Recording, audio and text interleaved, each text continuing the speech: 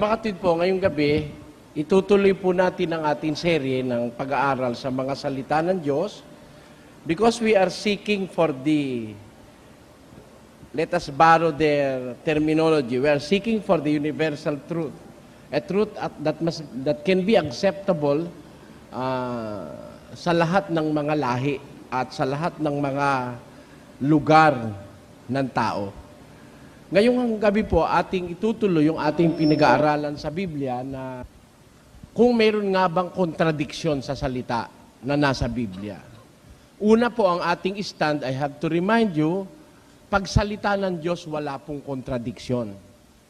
Kaya lang, meron hong mga sektor o mga pananampalataya, mga mangangaral sa ating panahon, na nagtuturo na ang Biblia raw po ay salita ng Diyos. Ang Biblia, the Bible, is the Word of God, ang sabi nila. Ako, I disagree, and I do not believe that the Bible is the Word of God. But I believe that the Bible contains the Word of God. Yun ho aking paniniwala. Ano po ang ibig kong sabihin? Sa pagliliwanag natin sa salita ng Diyos ay wala pong kontradiksyon.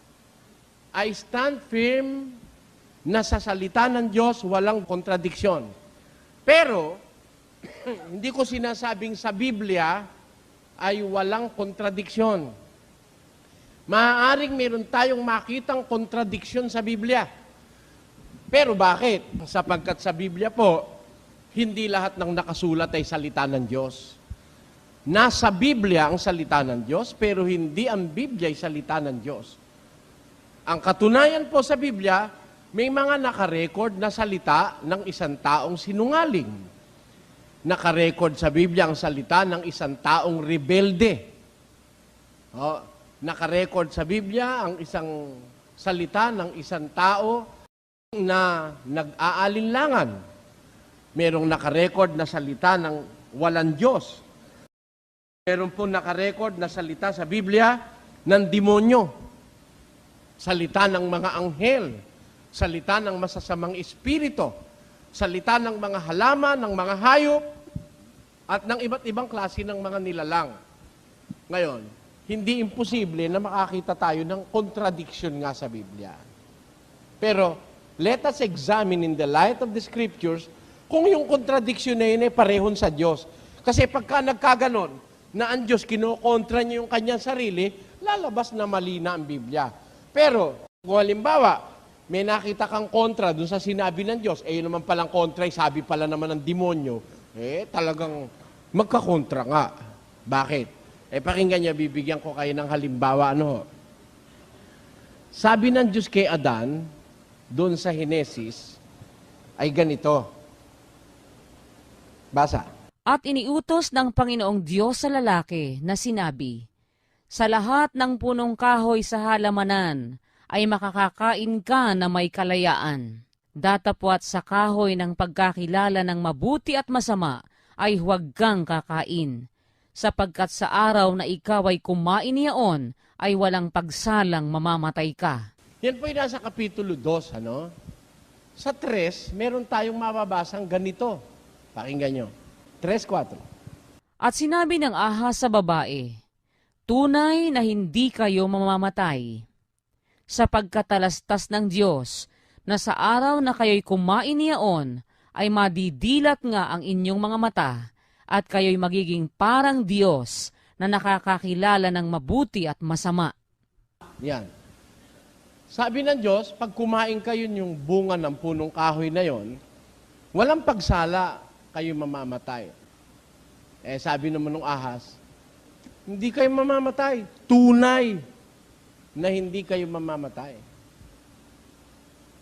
Kaya lang kayo ayaw pakainin ng Diyos, talastas niya na pag kumain kayo, madidilat ang inyong mata.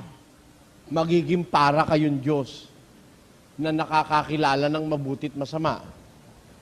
Makatid, magkakontra po o hindi? Magkakontra Bakit to? Kasi, yung isa ang Diyos ang nagsabi. Yung isa ang nagsabi, yung kalaban ng Diyos, yung ahas. O ngayon, pagka lahat ng mababasa mo sa Biblia you will take it as it is the Word of God, magugulo nga isip mo. Pag hindi mo maunawaan kung paano ginagamit ang Biblia. Kasi miski parehong salita ng Diyos, kung hindi naman magkaugma sa pagkakataon, lalabas din magkakontre. Pakinggan nyo, sa isang talata ng Levitico Kapitulo 11, versikulo 1, patuloy, ganito po ang nakasulat.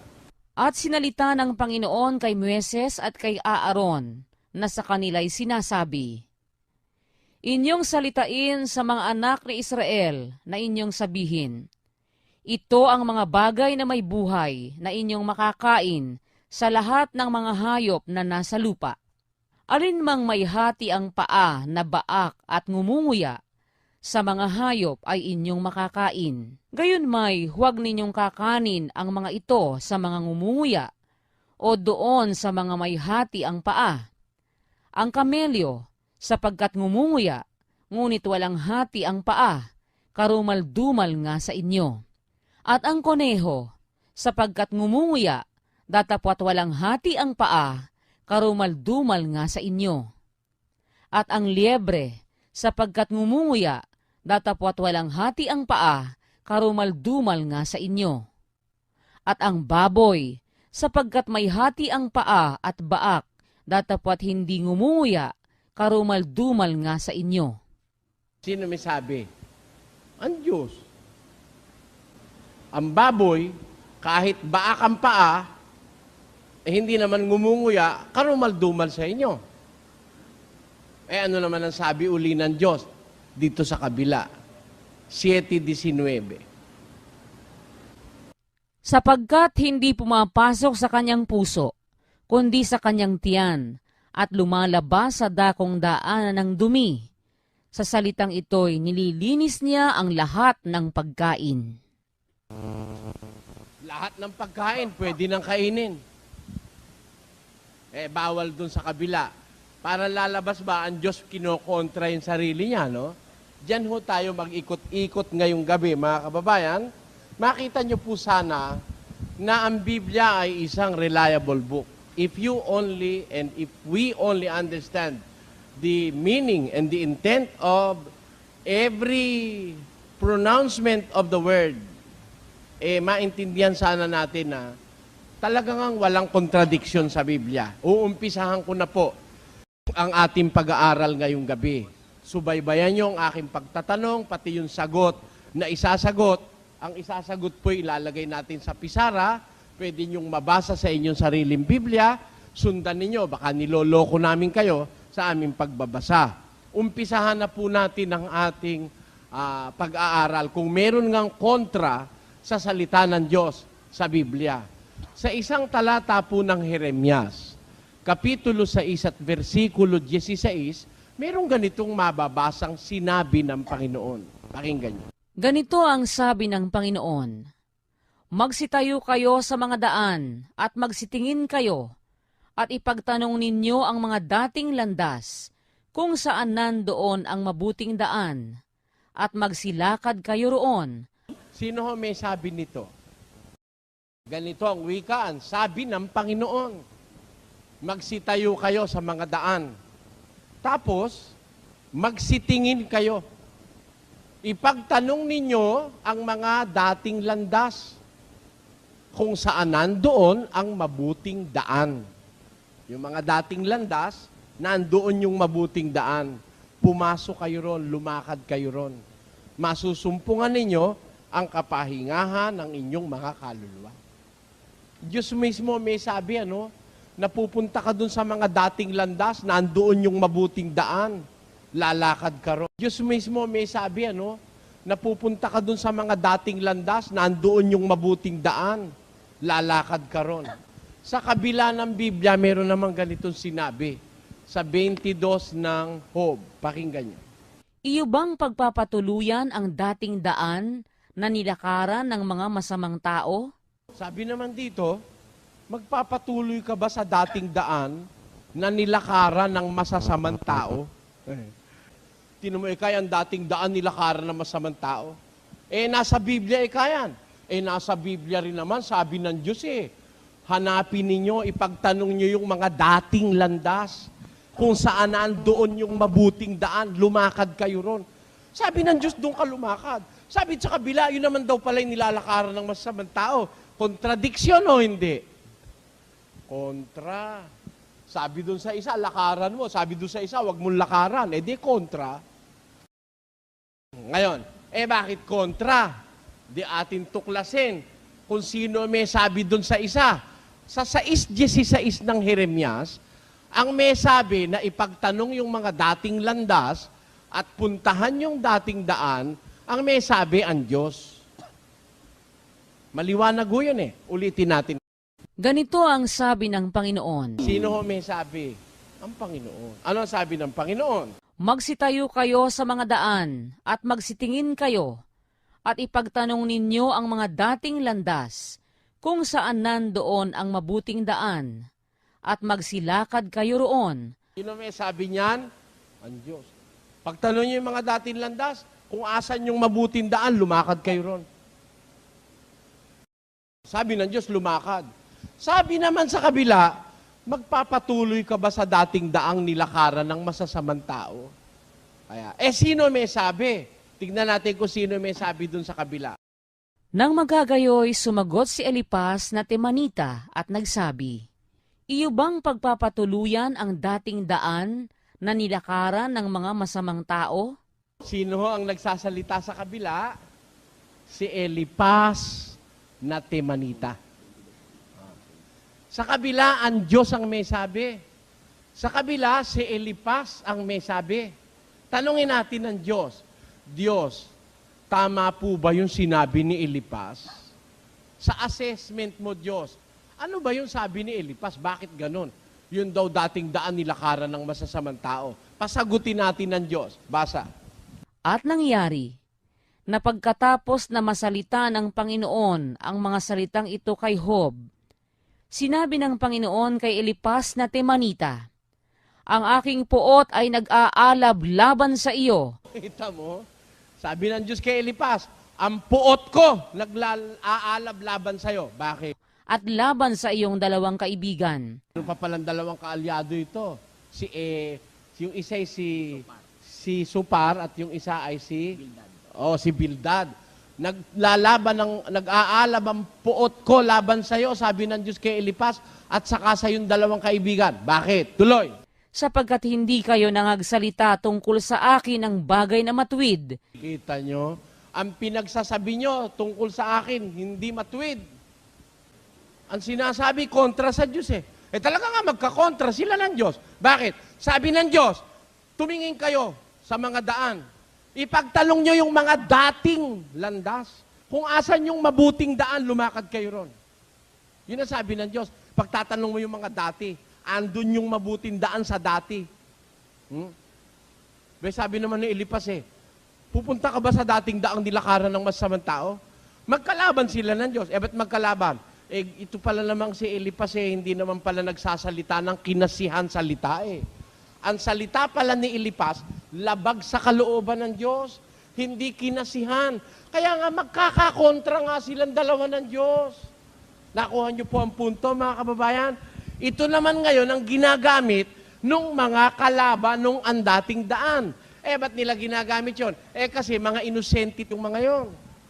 Akala pag nabasa sa Biblia, salita na lahat ng Diyos. Yung iba rito, salita ng kaaway ng Diyos. Natural, yung kaaway ng Diyos, kokontrahin yung sinabi ng Diyos. Amen? Hindi ba ganun yun? Baka mamaya may marinig kayo dyan. Yung palang dating daan, nilakaran ng masasamang tao. Salita ho ni Elipas yun. Hindi mo muna tinitignan kung ano yung ginagamit mo sa Biblia. Kagaya nun, nakabasa ka ng ikapo. Magbigay ng ikapo. Teka, sino sinabihan? At kanino hinihingi yung ikapo? Pilipino kausap mo ngayon Tanong mo sa Diyos, Diyos, alin ba ang sasabihin ko para sa mga Pilipino? Pilipino ho kausap ko Taga-Philippines. Ayun. Tanong mo, alin ang babasahin mo para sa Pilipino? Ay baka ang binabasa mo para sa Israelite. Mangingilin kayo ng Sabat. Walang trabaho kahit ano pag Sabat. Teka muna, sino kausap ng Diyos doon? Ikaw ba? Lahat ng mabasa ay pinapatungkol sa kanya sarili at saka doon sa kausap niya. Eh kagaya lang nung sinabi ni Kristo sa binata eh. Sabi ni Kristo, gusto mo ba maging sakdal? Opo. Di ba alam mo utos? Opo. Sinunod ko na po lahat. Eh ano pa kulang sa akin? O gusto mo maging sakdal? Opo. Sige, ibenta mo lahat ng kaari-arian mo, ibigay mo sa mga dukha. Halika, sumunod ka sa akin. Naku, nalungkot yung binata. Eh, pagkayaman-yaman niya, biro mo yung katakot-takot na kayamanang inipon niya, ibebenta niya at pamimigay niya lahat, wala siya ititira. Tapos susunod siya kay Kristo, walang baong kahit 5. Napatingala yung binata. Bandang huli, tumalikod. Eh, nabasa ngayon ng pastor na matakaw sa pera. Ito ang utos sa mayayaman.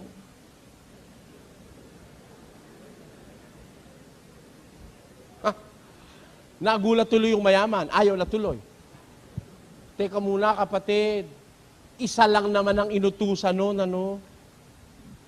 Ipagbili mo ang iyong tinatangkilik. Ibigay mo sa mga dukha. Unikong-uniko lang yung sinabihan ni Kristo noon. Bagaman maraming mayaman nung panahon na yon, sa kanya lang sinabi. Dahil sinubok siya ni Kristo kung susunod siya, kung hindi, eh nasubok siya, hindi siya sumunod.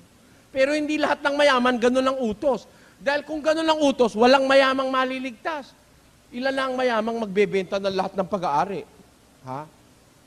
Kapiraso nga lang, ayaw ibenta, yung lahat ng ibebenta niya, pamimigay sa mga mahirap.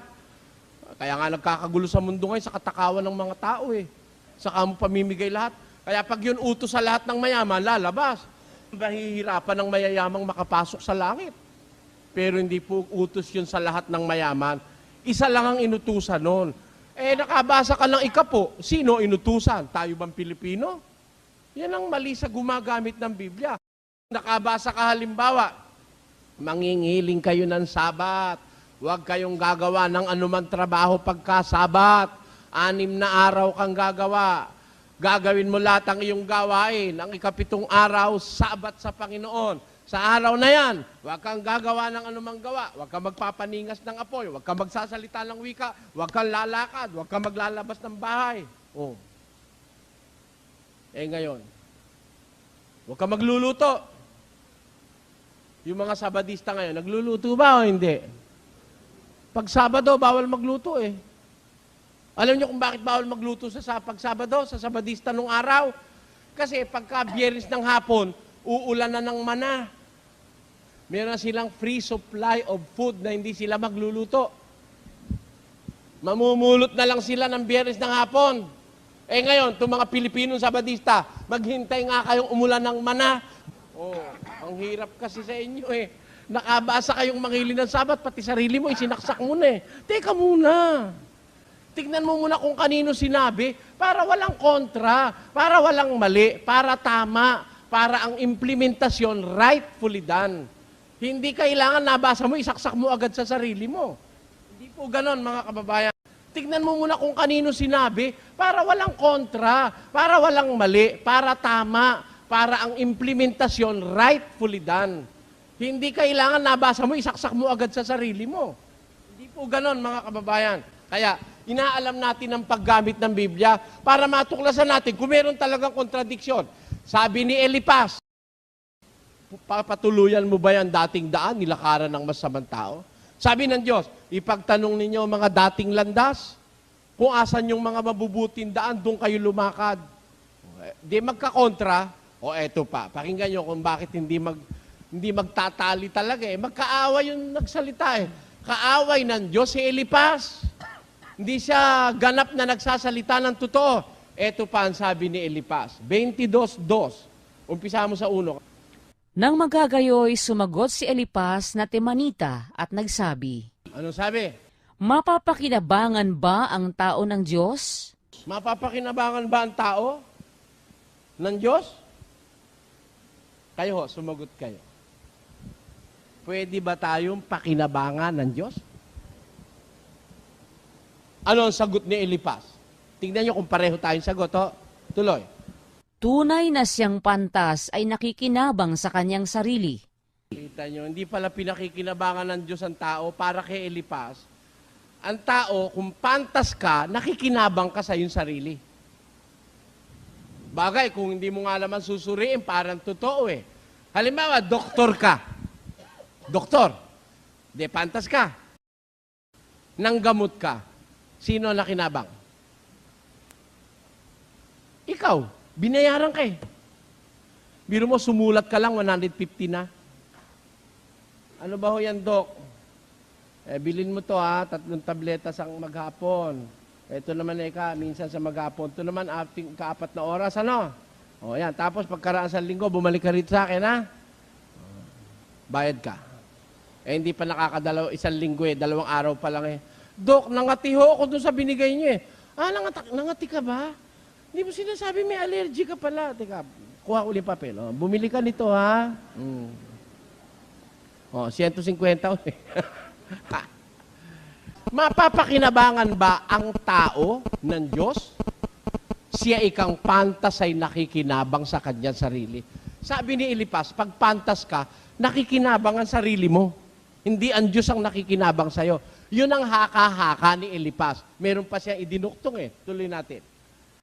May kasayahan ba sa makapangyarihan sa lahat na ikaw ay matuwid? Natutuwa ba ang Diyos kung ikaw ay matuwid? Tuloy. O may pakinabang ba sa Kanya na iyong pinasasakdal ang iyong mga lakad? O may pakinabang ba sa Kanya na pinasasakdal mo ang iyong mga lakad?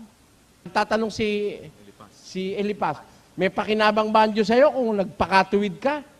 May pakinabang ba kung pinasasakdal mo ang iyong mga lakad? Tenyo, akala ni Elipas, tama yung sinasabi niya. Ang assessment ng Diyos doon sa 42:7, hindi kayo nagsasalita ng matuwid tungkol sa akin. Therefore, umpisa pa lang ni Elipas, mali na ito sinasabi niya. Bakit mali? Yung sabi lang niya, mapapakinabangan ba ang tao ng Diyos? Kayo ho, ano sagot nyo? Pwede ba tayong pakinabangan ng Diyos? Para kay Elipas, walang pakinabangan Diyos sa atin kahit tayo magpakatuwid eh. Mali yun. Mali yun. Nasisiyahan ba ang makapangyarihan sa lahat kung ikaw ay matuwid? Nasisiyahan ba siya o hindi? Sisiyahan. Para kay Elipas, hindi eh. At tingnan natin, tanungin natin si Kristo. Panginoon, pag matuwid ba kami at kami pantas, nasisiyahan ka ba? Basa, 15:7. Sinasabi ko sa inyo, na gayon din magkakatuwa sa langit, dahil sa isang makasalanang nagsisisi. Ayun. Sabi ng Biblia, sabi ng Diyos, magkakatuwa sa langit sa isang makasalanang nagsisisi. Pagka pala meron taong nagsisisi, nagbabago, natutuwa ang Diyos. Kahit isa lang. Kahit isang tao lang nagsisi, nakakilala ng kanyang mali, natutuwa ang Diyos. Ito lang ang hindi natututunan ng ating mga mambabatas eh. Yung mapatuwa ang Diyos. Hindi nila itinuro sa atin na pagka meron palang isang taong masama, nagsisisi, nagbabanal, natutuwa ang Diyos. Sabi ni Kristo, magkakatuwa sa langit. Anong katunayang ang Diyos natutuwa sa mga nagbabanal? Pakinggan nyo sa 16:3 ng awit. Tungkol sa mga banal na nangasalupa, sila ang maririlag na mga kinalulugdan kong lubos. Nalulugod po ang Diyos sa mga banal o hindi? Nalulugod. Sabi ng Diyos, yung mga banal na nasa lupa, sila ang maririlag na kinalulugdan kong lubos. Tuntua pala ang Diyos sa mga banal. Asan yung mga banal? Pakiulit mo. Tungkol sa mga banal na nangasalupa, sila ang maririlag na mga kinalulugdan kong lubos. Sa Katoliko ho, yung mga banal asan. Hindi, huwag kayo magagalit. Nag-aaral lang naman tayo. Para sa mga Katoliko, asan ng mga banal? Nasa langit. Sa Biblia, yung palang mga banal, nasa lupa pa eh. Sa kanila, para maging saint, nasa langit na eh. Yan ang isa sa pinakamaling aral ng Katolisismo, na bago tanghaling santa o santo, nasa langit na raw. At kaibigan na ng Diyos do't, malakas na sa Diyos. Kaya pag lumapit ka raw sa mga santo, dahil malakas sa Diyos yun, granted ang kahilingan mo. Yung po palang aral ng Katoliko na yun, pagkamali-mali nun. Yung mga banal na kalugod-lugod sa Diyos, nasa lupa. Mga taong nasa lupa. Yan. Kasi wala pa naman po sa langit eh. Kaya lang makakarating ang mga banal sa langit pag dinala na ng Diyos. Samantalang hindi pa dinadala ni Kristo, nandito pa yan. Kahit yung mga banal na namatay, andyan pa yan. Kaya nga may resurrection eh. May tawag na pagkabuhay na mag-uli. Ha? Kung kailan ire-resurrect ng Diyos yung mga banal, pagkatapos sakalang dadalhin sa langit.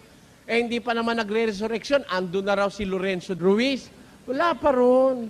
Wala pa ron. Sabi ng Diyos ang mga banal nakakalugod sa Kanya, nasa lupa. O tanong, natutuwa ba ang Diyos sa mga banal? Sabi ni Elipas, anong sabi niya? May kasayahan ba sa makapangyarihan sa lahat kung ikaw ay matwid? Ayaw niyang maniwalang pag nagpakatuwid ka, matutuwa ang Diyos. Para kay Elipas, hindi ganon. Pero sa Biblia, natutuwa ang Diyos. Sabi ni Elipas, mapapakinabangan ba ang tao ng Diyos? Tanungin ko kayo ngayon, pwede ba tayong pakinabangan ng Diyos? Tanungin natin ng Diyos kung pwede niya tayong pakinabangan. Ikalawang Timoteo 2. Pakinggan nyo mabuti kung pwedeng pakinabangan ng Diyos ang tao. Ito po ating mababasa. Gayunmay ang matibay na pinagsasaligan ng Diyos ay nananatili na may tatak nito. Alin yun? Nakikilala ng Panginoon ang mga kanya at lumalayo sa kalikuan ang bawat isa na sumasambitla ng pangalan ng Panginoon. Dito may pinakikilala po si San Pablo na kilala ng Diyos yung mga kanya. Sino yung mga sa Diyos? May tatak ika ng Diyos. Nananatiling may tatak nito. Nakikilala ng Panginoon ang mga kanya. Lumalayo sa kalikuan ng bawat isa na sumasambitla sa pangalan ng Panginoon. Those people who refrain from evil and from sin is acknowledged by God as His people. Kilala ng Diyos ang mga kanya. Lumalayo sa kalikuan. Ano ngayon ang sabi ng Diyos? Ano ngayon ang sabi ng Diyos? Tuloy natin. Datapwat sa isang malaking bahay Ay hindi lamang may mga sisidlang ginto at pilak, kundi mayroon din namang kahoy at lupa, at ang iba'y sa ikapupuri, at ang iba'y sa ikasisirang puri. Kung ang sino man nga ay malinis sa alinman sa mga ito, ay magiging sisidlang ikapupuri. Ayan. Sa isang malaking bahay, nagbibigay ang Diyos ng argumento material. Sa isang malaking bahay, iba-iba ang mga sisidlan, ang mga utensils. Meron kang ginto, may pilak, may kahoy, may lupa. Merong sisidlang ikakapuri. Totoo naman yun eh. Di ba, meron tayong mga sisidlan sa bahay, ikapupuri.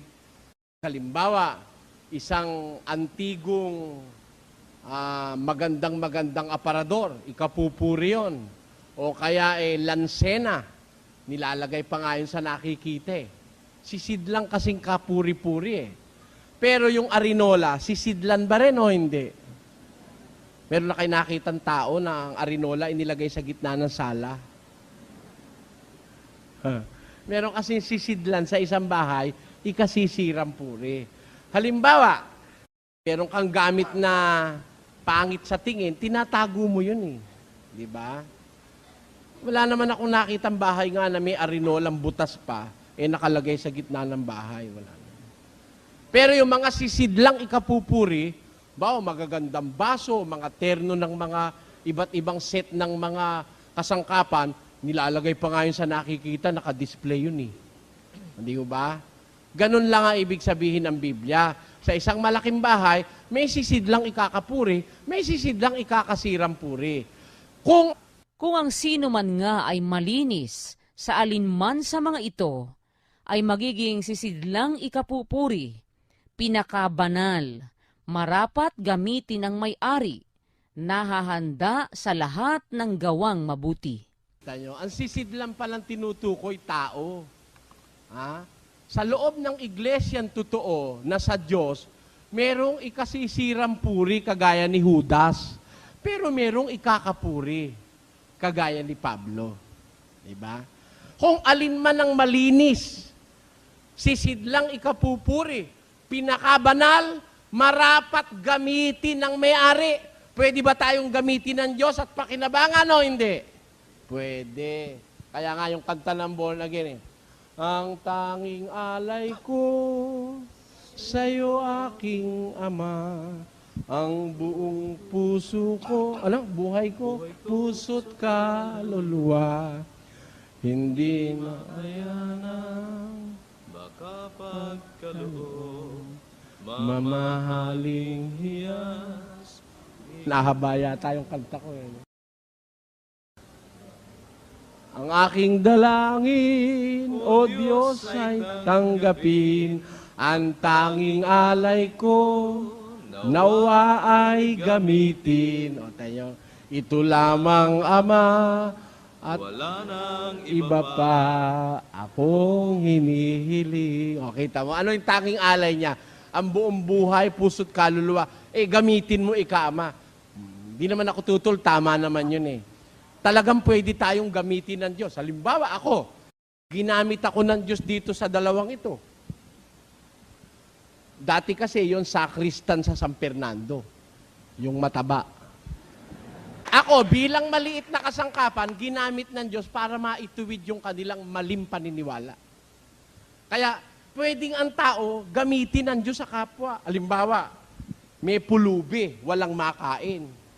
Gusto ng Diyos yung pulubi mabusog.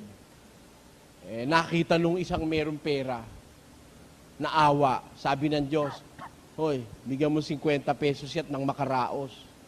Diba? Nagtaka pa nga yung kuripot eh. Nadukot niya 50. Sige na nga, yun na nga lahat. Nung maibigay na naparami naman yata kayong naibigay ko.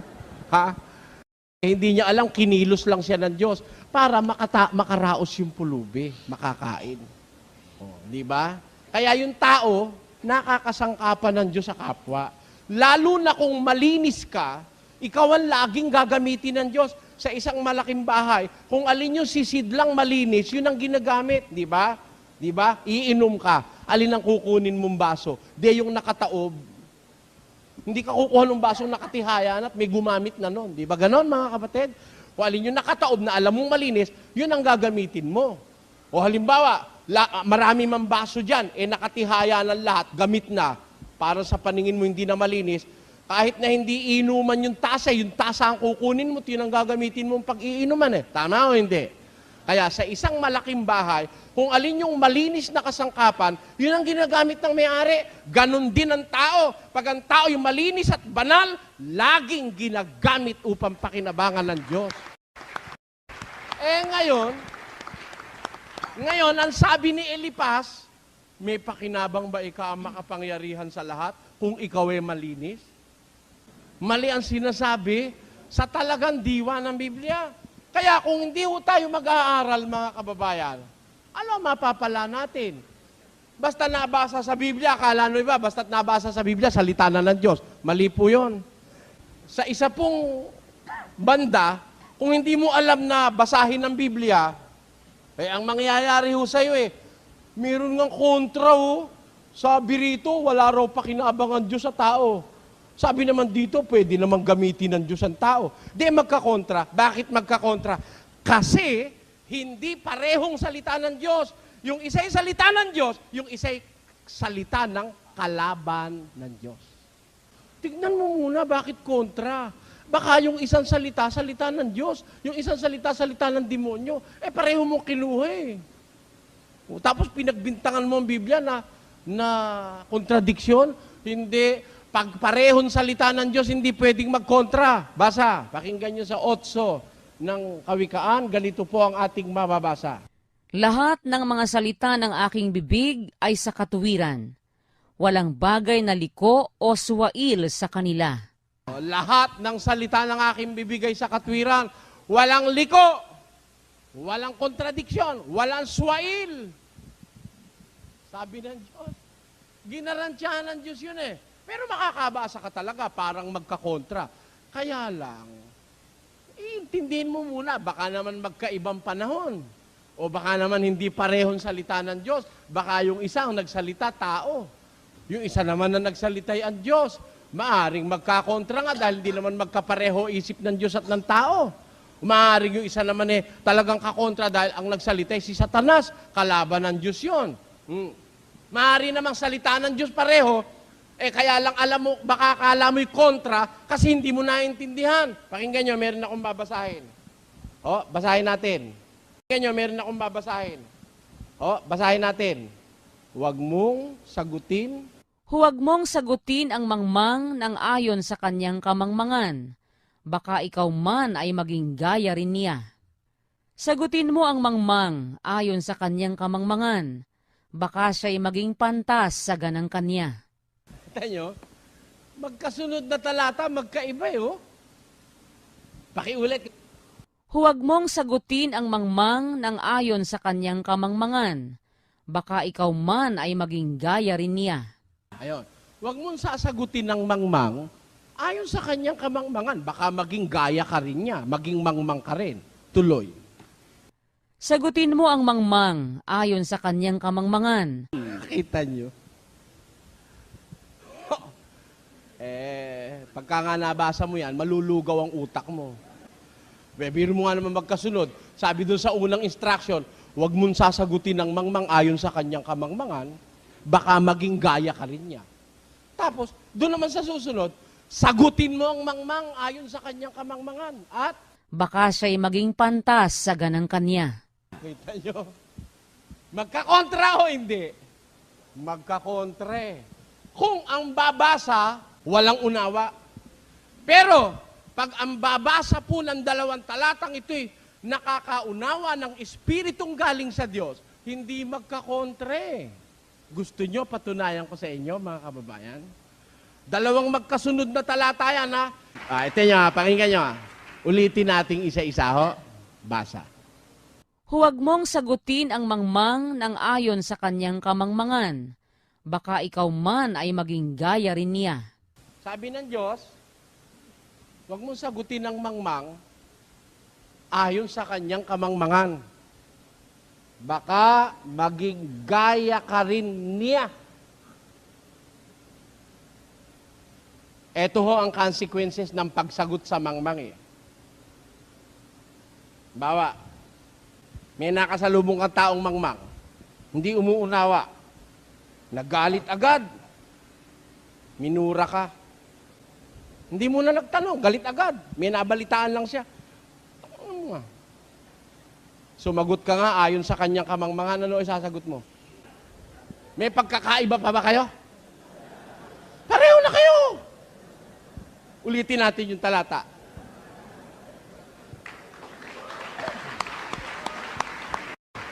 Pakiulit. Huwag mong sagutin ang mangmang ng ayon sa kanyang kamangmangan. Baka ikaw man ay maging gaya rin niya. Tama ang salita ng Diyos o hindi? Tama eh. Pag yung kamangmangan ng mga inayunan mo, pareho ka rin. Pareho na kayo, mami, ang dalawa. Wala na kayong distinction. Even if you believe that you are wiser than the mangmang, you are both mangmang. Lumagay ka sa level niya eh. Okay na, no? Naintindihan nyo na ibig sabihin ng Diyos? Ulitin ho natin ulit, saka naman natin ituloy. Pakinggan nyo. Huwag mong sagutin ang mangmang ng ayon sa kanyang kamangmangan. Baka ikaw man ay maging gaya rin niya. Ayun. Pag sumagot ka sa mangmang, yan sinundan mo eh. Sinagot mo siya ayon doon sa kanyang kamangmangan eh. Magiging gaya ka rin naman niya. Pantas ka sa palagay mo. Ikaw ay maalam. Meron kang kalidad. Tapos lumagay ka sa kanyang level. Masama mangyayari sa'yo. Pero ang sumunod na talata ay ganito. Sagutin mo ang mangmang ayon sa kanyang kamangmangan. Baka siya'y maging pantas sa ganang kanya. Kita nyo, oh. Doon naman sa susunod, sagutin mo ang mangmang ayon sa kanyang kamangmangan. At baka maging pantas siya. Oh. Ito naman nagbibigay ng pag-asa na yung mangmang mahango sa kamangmangan. Ha? Hindi ikaw ang lalalim sa kanyang level, kundi siya'y hahanguin mo sa level mo. Paano ang gagawin mo sa kanya? Sa pakikitungo mo sa mangmang, pag nakikipag-usap ka, sasagutin mo siya ayon sa kanyang kamangmangan. Ha? At unti-unting magiging pantas siya. Paano yon? Pakinggan nyo, ha? Sabi nung isang doktor sa pasyente, o sabi nung pasyente sa doktor, Dok, masarap ho ang ang ice cream eh. May diabetes ka ika eh. Masarap po ang ice cream eh. Paborito ko yun eh. Mamamatay ka agad. Sabi ng doktor. Sabi ko na sa'yo, bawal lang matamis sa'yo eh. Mamamatay ka agad. Paano ho yan, Dok? Paborito ko yung ice cream. Ibig mo sabihin, hindi na ako pwede kumain ng ice cream? Pwede, paminsan-minsan. Kaya lang, pag kumain ka ng ice cream, mga kalahating kalahating baso lang. Pero pag kumain ka ng ice cream, huwag ka nang kakain ng kanin at saka tinapay. Bakit ho? Kasi yung tinapay at saka yung kanin, nagiging sugar din yun eh. Hindi ko naintindihan yun, Dok, basta't masarap ang ice cream. Sabi niya, sige. Pag uwi mo, kumain ka ng isang basong ice cream. Damihan mo ha, isang baso ha. Tapos balikan mo bukas kung ano naramdaman mo ha. Sige. Sinagot mo na siya ayon sa kamang. Pinipilit niya ice cream, di bigyan mo siya. Sige. Sige, isang baso. Sabi ko kanina, kalahating kutsa, lang. Sige, isang baso, puno. Kainin mo lahat ha. Sige.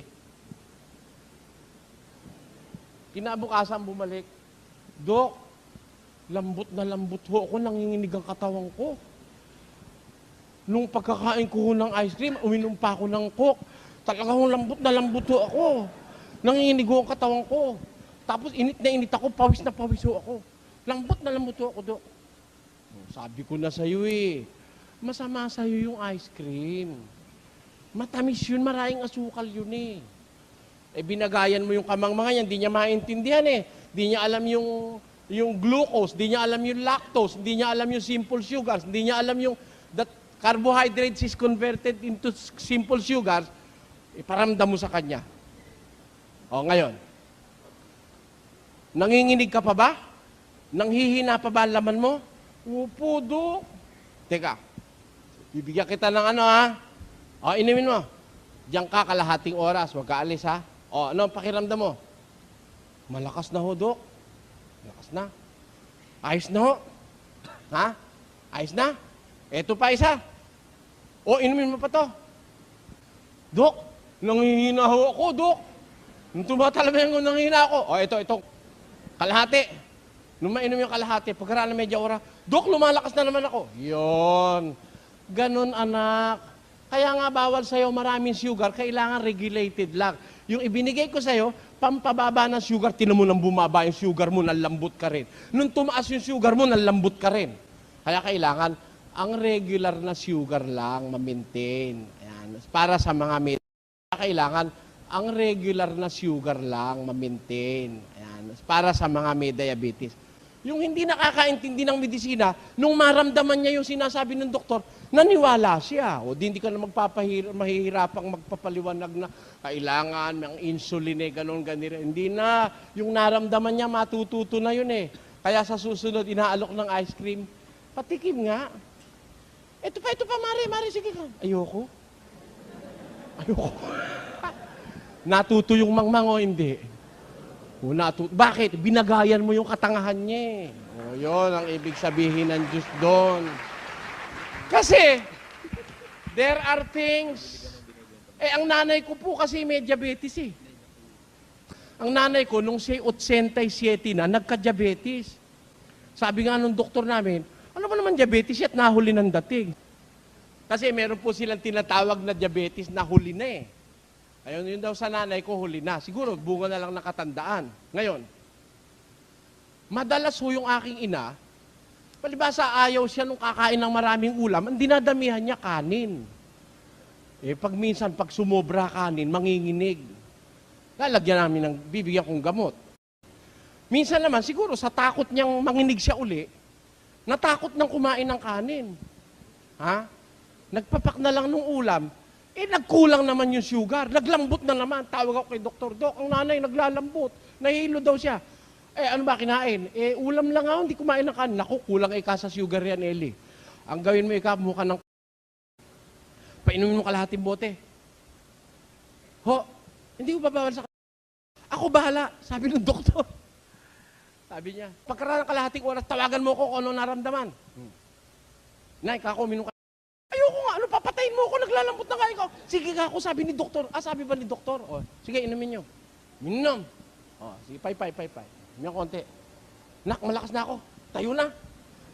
Dial ako, Dok, tumayo na nanay ko. Malakas na raw siya. O, sabi ko na ika, kulang ang sugar niyan. Kaya patutuloy ako, marunong na akong kung kulang, kung sobra. Eh kasi magkulang at sumobra, eh, mahihilo ka eh. Aatakihin ka ng presyon na mataas eh. Ganon din naman yung ano eh. Yung tinatawag na hypertension at hypotension. Hindi naman natin alam yun eh. Alam ng doktor. Pero through experience, nalalaman natin na i-convey sa atin ng doktor yung kanilang pinag-aralan through experience. Kaya, yung mangmang may pag-asang matuto nung nalalaman ng doktor. Kaya kayo kung may hika kayo, sinasabi ko sa inyo, lahat ng espesyalista sa hika sa Pilipinas, kilala ko. Alam niyo ang sabi nung isang espesyalista sa hika? Sabi ni Dr. Roque, Eli, alam mo, kung basta-basta doktor lang sa hika, talo mo.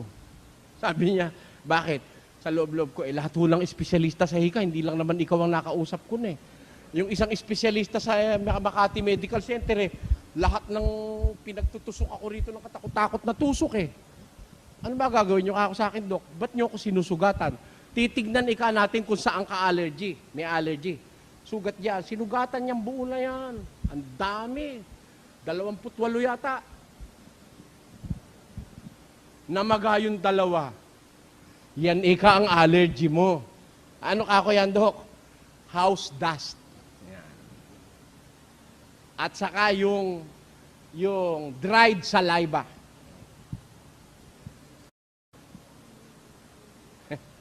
Ano po ibig sabihin nun? Yung alikabok sa daan, hindi ako hikain doon. Pero yung alikabok sa bahay ng mga tagal nang nakaimbak doon na 45 taon na, pag naamoy ko yun, walang duda yun. Mahirapan ako huminga. O kaya yung dried saliva, yung tuyong laway. Natutunan ko na yun, kaya at least ngayon, hindi ako sinusumpong ng hika, awa ng Diyos. When I have known the facts about asthma. Kaya yung aking kawalang pinag-aralan, wala akong malay, natuto ko sa unti-unting pagsasalita sa akin ng doktor, binagayan yung aking kamangmangan, nakuha nila yung aking kamangmangan, nakatangahan ko sa medisina, naiangat nila ako ng paunti-unti. Tama ang sabi ng Diyos.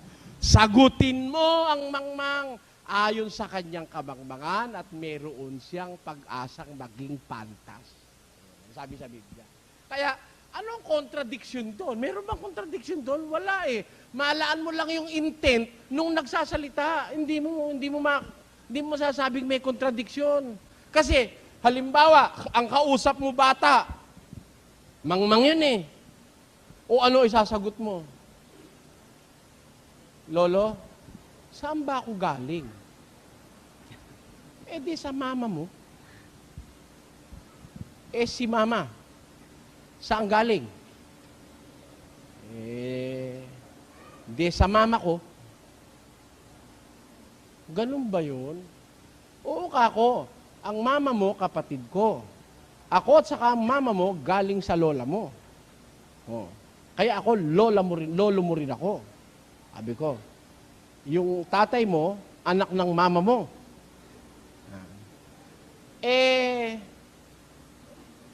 Lolo, ingkong kasi ang tawag sa akin eh. Ingkong, lolo ho yun eh. Ingkong, Nung bang lumabas ako sa mama ko, saan ba ako lumabas? Sabi nung bata, diyan ka ako sa tiyan ng galing eh. Di ba pagka ako nakakita kang buntis, doon yun, bad baby yun. Pagka ba lumalabas yung baby, saan ba yun? Lumalabas ba yun? Doon sa puwet, sabi niya. Sabi ko, hindi ka ako anak. Ang lumalabas sa puwet, tae yun. Di ba ako, pag tumatay ka, sa puwet lumalabas yun. Saan nga ako lumabas? O kayo, sasabihin nyo? Sasabihin nyo ba yun? Hindi mo sasabihin. Sa bagay, malapit na siya sa katotohanan sa tinatanong niya, no? Pero hindi mo sasabihin. Babagayan mo yung kamangmangan niya. Di ba? Bandang huli, matututunan din niya yun. Di ba? Yung apo kong tanong ng ganun eh. Nung tanongin ako, 7 taon eh. Ngayon magkaka-14 na siya. Naintindihan niya na, kaya hindi ko siya sinasagot. Merong mga tanong na, kasi saan ba kung galing ang buwan? Sa Diyos. Ang Diyos ang galing. Ewan ko kako, hindi ko alam. Siyempre, babagayan mo, marami siyang tanong saan ba galing ang tao? Sa Diyos. Saan ba galing ang buwan? Ang tubig, sa Diyos, sa Diyos. Ang Diyos ang galing. Katapos-tapos tinanong sa akin saan galing ang Diyos hindi ko kako alam anak dahil hindi pa ako tao noon. Sabi ko sa kanya. Hindi niya kasi maintindihan, di ba? Bagayan mo na lang yung kanyang... Pero may pag-asa siyang maging pantas. Bakit? Nakikibagay ka sa kanya. Alam niyo kasi, may pag-asa ka na ikaw na pantas, makahikayat ng iba para maging pantas. Ang katunayan, yung abogado nakapagtuturo ng ibang hindi abogado para maging abogado. Tama po, hindi? Yun. Ganun ang sinasabi ng Biblia. Na sagutin mo ang mangmang ayon sa kanyang kamangmangan at matututo naman siya. Maaari siyang maging pantas sa ganang kanyang sarili. Sa lahat ng ito, ibig ko lang ipakita sa inyo, ang Biblia walang kontradiksyon yung salita ng Diyos. Kaya lang nagkakakontra-kontra ko minsan dahil sa sariling kaisipan ng tao. Yan. Ngayon, meron bang salita ang Diyos na magkakontra? Meron ho. Sasagutin ko na. Pero bakit magkakontra parehong salita ng Diyos? Kasi hindi parehong panahon. Tanyo? Yung salita ng Diyos, na parehong salita ng Diyos, pero parang magkakontra. Bakit? Sinabi sa magkaibang panahon. Tuklasin po natin yan sa Biblia.